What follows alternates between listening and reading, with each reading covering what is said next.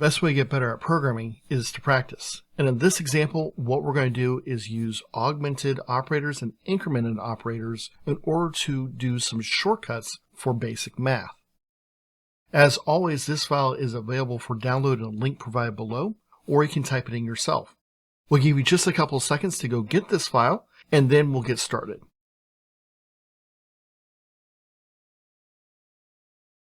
Alright, so let's get started. What we have is two integer variables, a score and a counter, and we want to use an augmented operator.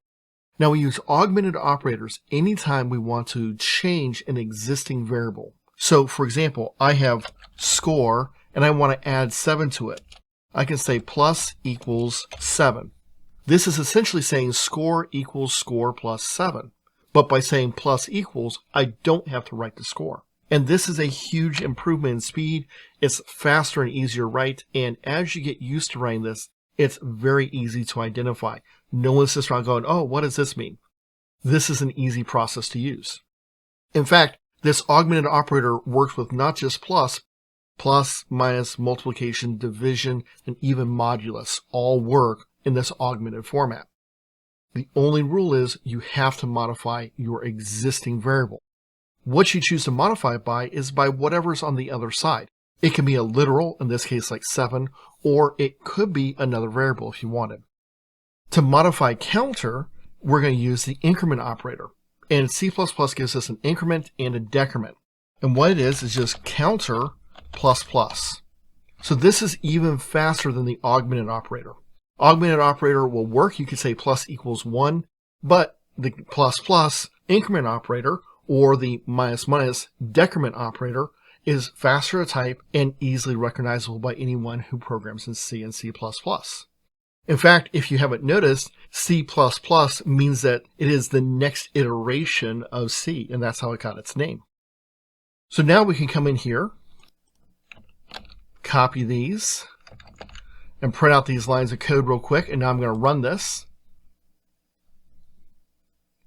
And you notice it increments our operations. Now in previous examples, we looked at how we could put things in line. So the question is, could I use the augmented operator inside of my string? Could I say score plus equals 7? And notice it's going to start to give me errors. It doesn't recognize these symbols. Notice, however, if I put them inside parentheses, it does work.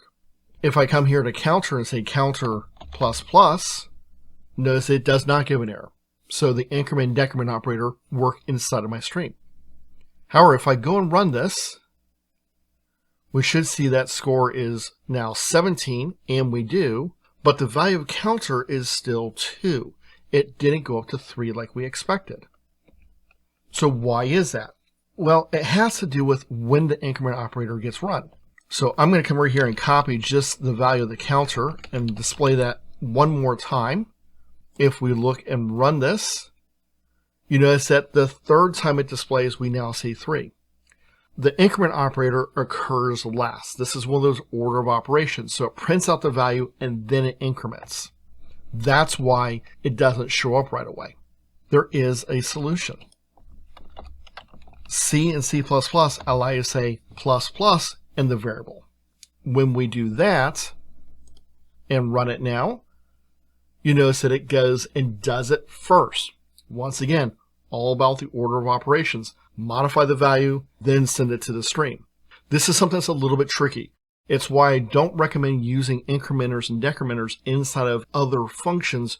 Do that evaluation first or last. Make sure you get it where you want it to go so your order of operations is always correct and you get consistent expected results. If you like this video and want to continue to get better at programming in C and C++, please consider watching the rest of the series and subscribing to the channel.